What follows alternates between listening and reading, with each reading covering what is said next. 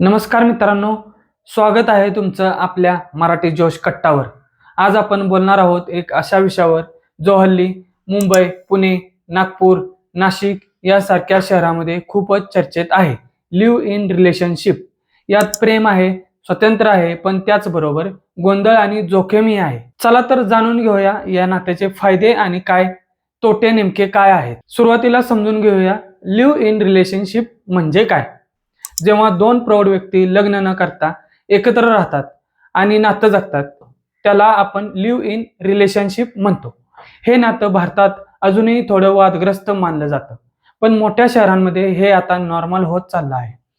Career, स्वातंत्र्य आणि आधुनिक विचार या गोष्टींमुळे तरुण वर्ग हे नातं स्वीकारतो आहे। आता पाहूया या नात्याचे काही फायदे। एकमेकांना ओळखण्याची संधी। लग्नाआधी आपण जोडीदाराला नीट ओळखू शकतो।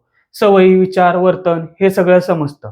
त्यामुळे पुढे लग्न करायचं की नाही हा निर्णय घ्यायला सोपं जातं। स्वातंत्र्य। या नात्यात दोघांनाही स्वातंत्र्य असतं, कुणावर बंधन नसतं। समाजाची बंधनं फार कमी असतात। आधुनिक तरुणाईला हेच तर आवडतं। जबाबदारीची जाणीव। एकत्र राहिल्यानं दोघांनाही जबाबदारीची जाणीव होते। खर्च, भावनात्मक आधार आणि सहजीवनाचा अनुभव मिळतो। विचारांमध्ये मोकळेपणा। आजच्या पिढीत संवाद आणि समानता महत्वाचे आहे।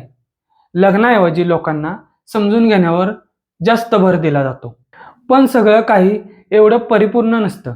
यामध्ये नात्याचे तोटे सुद्धा खूप आहेत। स्थैर्याचा अभाव। लग्नात एक वचन असतं, पण लिव्ह इन मध्ये ते नसतं, म्हणून अनेकदा छोट्या कारणावरून नातं तुटतं।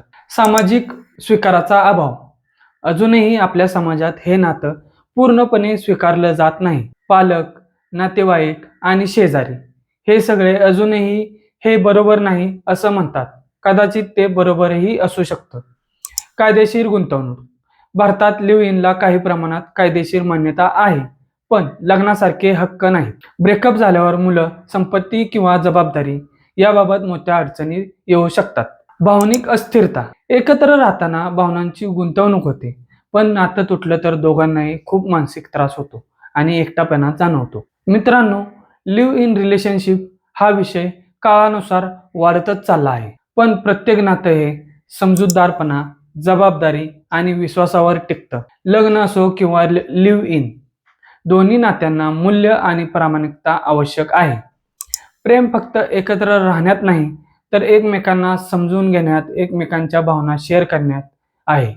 म्हणूनच विचारपूर्वक निर्णय घ्या। फॅशन म्हणून जगू नका, तर भावना म्हणून हे नातं जगा। जर तुम्हाला हा व्हिडिओ माहितीपूर्वक वाटला असेल तर लाईक करा, शेअर करा आणि आपल्या मराठी जोश कट्टा या चॅनेलला सबस्क्राईब करा। पुन्हा भेटू पुढच्या व्हिडिओमध्ये एका नवीन विचारासह।